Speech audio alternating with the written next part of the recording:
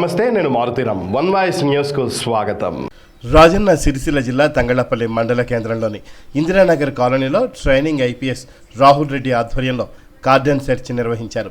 గురువారం సాయంత్రం 8:30 సమయంలో తంగళ్లపల్లి మండలంలోని ఇందిరానగర్ కాలనీలో జిల్లా ఎస్పీ అఖిల్ మహాజన్ సూచనల మేరకు కార్డన్ సెర్చ్ నిర్వహించి సరైన ధ్రువపత్రాలు లేని ద్విచక్ర వాహనాలు 36, ఆటోలు 3, ఒక కారును సీజ్ చేశారు.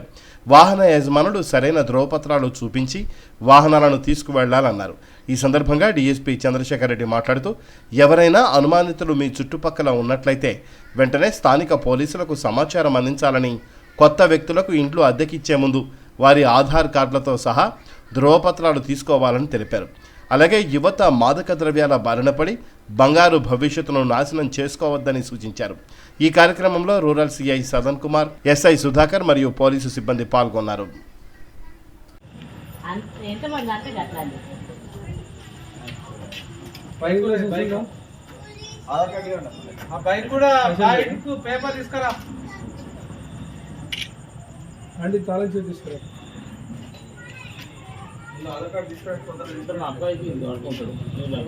ఎవరన్నా వాడదు పర్వాలేదు.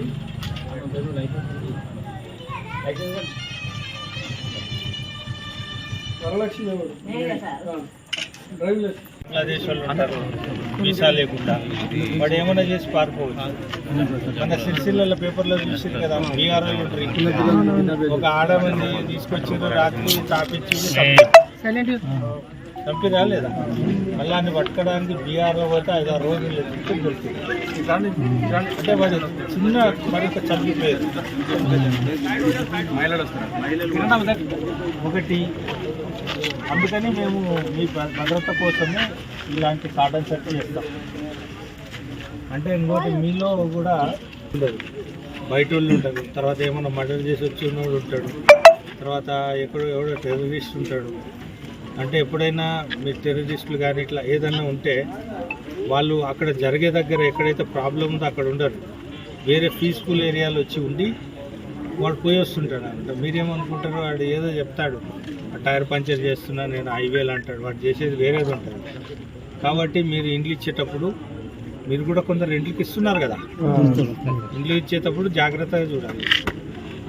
తర్వాత నెక్స్ట్ జాగ్రత్త వాళ్ళ అందరి ఆధార్ కార్డు, వాళ్ళ ఫోన్ నంబర్లు అన్నీ తీసుకొని మీరు వెరిఫికేషన్ చేసి, అలాగే మీకు అంతా ఇది ఉంటే అంటే డౌట్ ఉంటే ఇచ్చేటప్పుడు పోలీస్ స్టేషన్కి వచ్చి అక్కడ ఇచ్చి చెప్పి వాళ్ళతో వెరిఫికేషన్ వాళ్ళ మీరు రికార్డు కూడా చేయించవచ్చు, పిల్లలు రాపించి.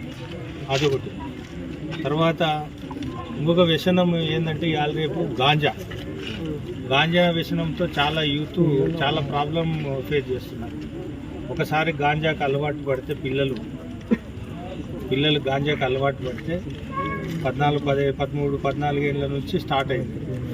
ఇంకా వాడు అదే మత్తుంటాడు. ఆ గాంజాకు పైసలు 100 రూపాయలు దొరకలేదని ఇంట్లో వాళ్ళ అమ్మని కొడతాడు, వాళ్ళ నాన్న దగ్గర కొట్లాడతాడు, ఫోన్లు పగల కొడతారు, టీవీలు పగల కొడతారు.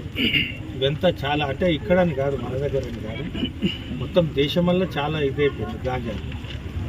ఎంత పోలీసు వాళ్ళు పట్టుకుని ఇక్కడ కూడా చాలా కేసులు చేసినాం. మొన్న ఈ నెల ఎలక్షన్లోనే ఓన్లీ తంగళ్లపల్లినే సుమారుగా 10 కేసులు అయింటాయి, 10 కేసులు దాకా చేసినాం. చిన్నది పట్టుకున్నా కూడా కేసులు పెట్టి రిమాండ్లు చేసినాం.